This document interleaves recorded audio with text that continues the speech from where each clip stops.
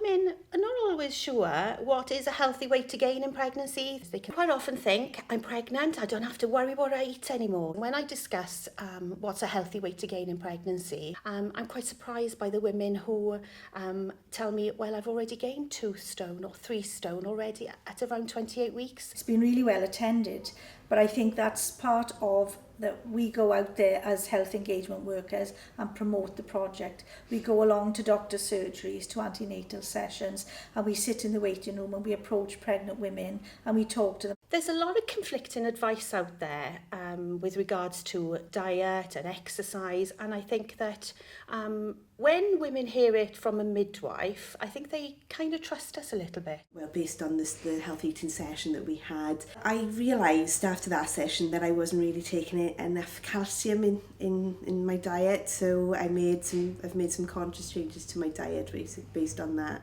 In my second trimester, I came back into exercise and found it very beneficial. You know, the less active you are, the less active you'll become, really. So you're just trying to keep mobile, keep moving. And we really do try to promote breastfeeding, the health benefits for mum and baby, and about weight loss after birth. Babies need to be able to move their heads, and so if I've got the baby in the crook of my arm, it can't really move its head. And then as you are going to tempt your baby to feed, you direct that nipple toward the baby's nose.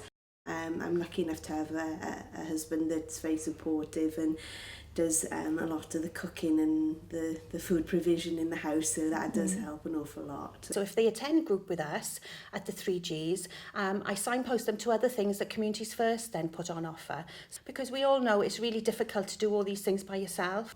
After baby is born, there are other classes then where we focus on health eating and on a budget, and where they can take part in activities to eat healthily and purchase the goods, cook them and taste them. The younger parents-to-be are the most difficult to engage. We have a lot of women coming through the system now who already have a raised BMI when they do become pregnant. It's definitely the tiredness thing. You know, I've been coming home from work so tired, and you really can't be, you're not in the right frame of mind to cook yourself a nutritious meal, because that's all you want to do is sort of have something quick and easy, and just sort of go to bed, really. That's been the main challenge for me. Most families need 2 wages these days, so I think that makes it difficult. Pregnancy is a time where you are quite worn out and exhausted, and to try and fit in something extra is sometimes really difficult. To eat healthily and on a budget is difficult.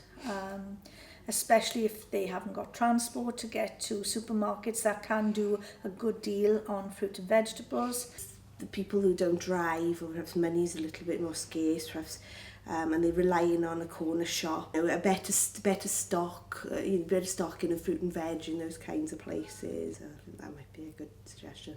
There should be activities, specialised activities for pregnant ladies that are publicised so they know where they can go, not wondering, is this okay for me? If I turn up in the gym, are people going to look at me thinking, what is she doing? Is she harming the baby?